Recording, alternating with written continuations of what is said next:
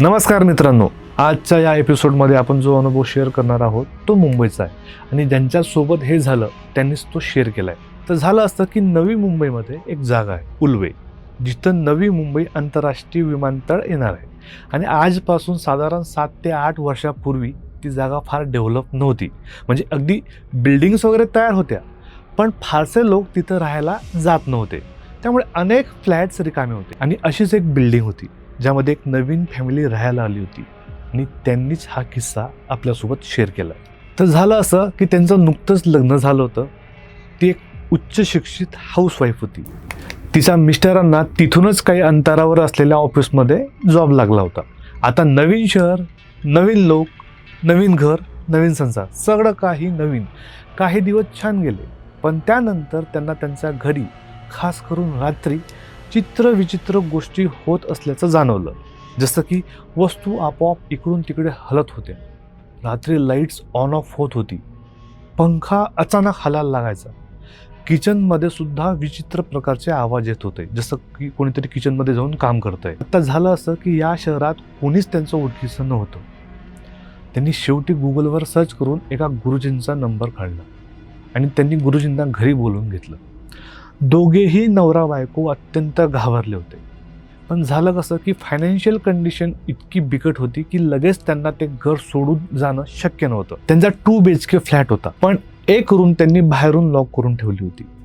गुरुजी आल्यावर त्यांनी सांगितलं की ही रूम यासाठी लॉक केली आहे की रात्री सगळं काही याच रूम पासून सुरू होतं. गुरुजी आल्यावर गुरुजींनी ती रूम उघडायला सांगितली आणि रूम उघडताच त्यांना एक गोष्ट जाणवली की बाहेर साधारण 34 ते 35 डिग्री सेल्सिअस तापमान होतं आणि रूम उघडताच रूम मध्ये 14 ते 15 डिग्री सारखी थंडी. म्हणजे एक गोष्ट क्लिअर होती, इथं निगेटिव्ह एनर्जीचा वास आहे. सगळ्यांना माहिती आहे की जिथं निगेटिव्ह एनर्जी असते तिथे टेम्परेचर ड्रॉप होतं, म्हणजे थंडावा जाणवतो. गुरुजींनी तात्काळ त्या जोडप्याला बाहेर थांबायला सांगितलं आणि आज जाऊन त्या एंटिटी सोबत बोलण्याचा प्रयत्न केला. गुरुजींनी पहिला प्रश्न विचारला की हे बघा, मी इथे तुमच्याशी बोलण्यासाठी आलो. तुम्हाला हर्ट करणं किंवा तुम्हाला इजा पोहोचवणं माझा उद्देश नाहीये. तर इथे जर कोणी असेल तर मला साईन दे किंवा सिग्नल दे. एवढं बोलताच रूम मध्ये एक कॅलेंडर होतं. तो अचानक डावीकडून उजवीकडे हालायला लागला. आता हा सिग्नल मिळताच गुरुजींना समजलं की इथे काहीतरी आहे. मग त्यांनी अजून काही प्रश्न विचारायला सुरुवात केली, पण ती एंटिटी काही करता काही उत्तर देत नव्हती. मग गुरुजींनी त्यांना रागावून सांगितलं, हे बघा, तुम्ही जे काही असाल, तुमची जी काही कहाणी असेल, जे काही प्रश्न असतील ते मला सांगा, मी तुम्हाला मदत करतो, अदरवाईज मला काहीतरी ऍक्शन घ्यायला लागेल. आणि गुरुजींनी असं सांगितल्यानंतर ती एंटिटी त्यांच्यासोबत इंटरॅक्ट करायला सुरुवात करते. तर झालं असं, तर ती जी व्यक्ती होती ती 25 वर्षाची एक मुलगी होती. ती बिहारवरून नवऱ्यासोबत मुंबईला आलेली होती. त्यांचं लव्ह मॅरेज झालं होतं, म्हणजे ते गावावरून पळून आले होते. त्यांना आता 2 वर्षाचं बाळ सुद्धा होतं. ही बिल्डिंग कन्स्ट्रक्शन मध्ये असताना तिथेच त्या एका शेड मध्ये सिक्युरिटी म्हणून काम बघत होते. ती दिसायला खूप सुंदर होती, पण त्या बिल्डरची त्या बाईवर वाईट नजर होती. म्हणजे जेव्हा केव्हा तिचा नवरा राऊंडवर जायचा तेव्हा बिल्डर मुद्दामून तिच्या शेड समोर उभा राहून तिच्याकडे बघत बसायचा. बिल्डरने एक दिवस तिला डिरेक्टली जाऊन विचारलं की हे बघ, मला जे हवंय ते जर तू नाही दिलंस तर मी तुझ्या नवऱ्याला जॉबवरून काढून टाकेन. मग मरा तुम्ही उपाशी. आता जॉब जाईल, घर जाईल. आधीच आपण गावाकडनं घर सोडून आलोय, आता ह्या लहान बाळाला घेऊन कुठं जायचं. बिल्डरकडून परत परत तिला प्रेशराईज केलं जात होतं. शेवटी बिल्डरच्या या प्रेशरला कंटाळून तिने त्या फ्लॅटमध्ये बाळासकट सुसाईड केली. आणि ही गोष्ट बिल्डरने कोणालाही सांगितली नव्हती. ती गुरुजींना म्हणाली, हे बघा, मला काहीही नकोय, पण मी इथे कोणालाही राहू देणार नाही, जसं बिल्डरने मला इथं राहू दिलं नाही. गुरुजींनी तिला समजावण्याचा प्रयत्न केला की हे बघ बाई, ही फॅमिली खूप इनोसंट आहे, हिचा आणि त्या बिल्डरचं काहीही देणं घेणं नाही आहे. तो उगाच त्या नवीन जोडप्याला त्रास देते. आणि तरीही गुरुजींनी जाताना तिला 24 तासांचा वेळ दिला की हे बघ, तुला फक्त 24 तासांचा वेळ आहे, तुला जे काही हवं असेल ते इथून घेऊन जा, पण या फॅमिलीला त्रास देऊ नको. गुरुजी बाहेर आले. त्यांनी त्या फॅमिलीला सांगितलं की सकाळी तुम्ही 1 किलो मिठाई, नवीन कपडे, अगरबत्ती, दिवा लावा आणि त्या रूममध्ये ठेवा. म्हणजे तिला इन शॉर्ट तिला अर्पण करा. त्या दिवशी ही ॲक्टिव्हिटी केल्यानंतर, हे सगळं केल्यानंतर रात्री काहीही ॲक्टिव्हिटी किंवा कोणताही त्रास झाला नाही. 2 ते 3 दिवस खूप छान गेले. पण परत त्या फॅमिलीकडनं त्या गुरुजींना फोन आला आणि फोनवरती फॅमिली आता रडत होती आणि रडून सांगत होती की गुरुजी, आता ॲक्टिव्हिटी जास्त प्रमाणात झाल्यात, म्हणजे खूप ॲग्रेसिव्ह झाल्यात. जसं दरवाजा आपटणे, भांडे पडणे, हे सगळं वाढलं होतं. आणि सगळ्यात महत्त्वाची गोष्ट म्हणजे त्या फॅमिलीमध्ये जी बाई होती तिच्या बिहेवियरमध्ये अचानक खूप बदल झाले होते. ती एवढी सुसंस्कृत बाई होती, पण तिच्या बिहेवियरमध्ये किंवा वागण्यामध्ये अचानक खूप घाणेरडे बदल झाले. ती अत्यंत घाणेरडी राहायला लागली. वॉशरूम करून हात धुत नव्हती, भांडी धुत नव्हती, कपडे धुत नव्हती, घर साफ ठेवत नव्हती.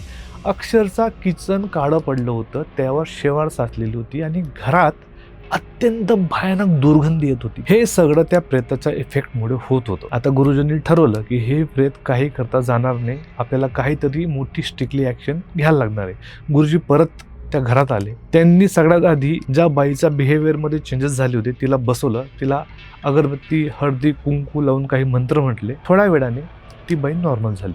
पण तिला काहीही आठवत नव्हतं की ती घाणेरडं राहत होती, ती घरातलं काही काम करत नव्हती किंवा सगळं काही तिच्यासोबत जे झालेलं तिला काहीही आठवत नव्हतं. पूजा झाल्यानंतर गुरुजींनी त्या बाईला एक तावीज दिलं आणि म्हटलं की हे तावीज काही करता काढू नको. गुरुजी परत त्या रूममध्ये गेले आणि आता त्यांनी रागात त्या एंटिटीला विचारलं, मी तुला प्रेमात 24 तासांची वेळ दिली होती की तुला जे काही हवं आहे ते घे आणि जा. तू गेली नाहीस.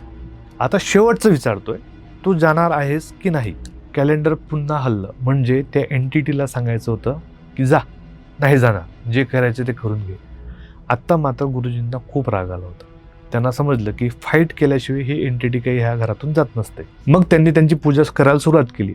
काही मंत्र म्हटले. मंत्रांनी पूर्ण घराला तिलक करून प्रोटेक्शन सर्कल तयार केलं आणि पुन्हा विचारलं, तू जाणार आहेस का? त्यावेळी काहीही साईन आली नाही. म्हणजे गुरुजींनी जी की पूजा केली, जे प्रोटेक्शन सर्कल तयार केलं, त्या सर्कलने त्या एंटिटीला त्रास व्हायला लागला. आणि त्यांनी जेव्हा विचारलं त्या एंटिटीला, तू जाणार आहेस की नाही, त्यावेळेस कॅलेंडर वगैरे हललं नाही, काहीही साईन नव्हती. म्हणजे ती आता जायला तयार होती. शेवटी गुरुजींनी विचारलं, हे बघ, तुला अजून सुद्धा मला काही सांगायचं असेल तू सांगू शकतेस. तेव्हा त्या एंटिटीने गुरुजींना सांगितलं की मी रागाच्या भारात इथं अडकली होती. मला खरंच या फॅमिलीला त्रास द्यायचा नव्हता. मला त्या बिल्डरचा राग होता आणि म्हणून मला या फॅमिलीला त्रास द्यावा असं वाटत होतं, जे काही चुकीचं होतं. आत्ता मला इथं राहायचं नाही, मला इथून मुक्त करा. गुरुजींनी त्या एंटिटीसाठी सगळे विधिविधान करून प्रॉपर पद्धतीने तिचं पिंडदान केलं आणि ते केल्यानंतर हळूहळू सगळ्या गोष्टी क्लिअर झाल्या. आता बरेच वर्ष झाले ती फॅमिली त्याच फ्लॅटमध्ये राहते आणि त्यांना कुठलाही त्रास नाही. मित्रांनो, आय होप तुम्हाला हा एपिसोड आवडला असेल. तुमच्याकडे सुद्धा असेच काही अनुभव असतील जे तुम्हाला स्वतः येऊन सांगणं शक्य नसेल, ते तुम्ही आम्हाला मेसेज थ्रू पोहोचवू शकता. आम्ही ते अनुभव स्वतः आमच्या पॉडकास्टवर सांगू. आय होप तुम्हाला हा एपिसोड आवडला असेल. असेच एपिसोड पाहण्यासाठी चॅनलला लाईक, शेअर, सबस्क्राईब करायचं विसरू नका. भेटूया पुढच्या एपिसोडमध्ये. थँक्यू.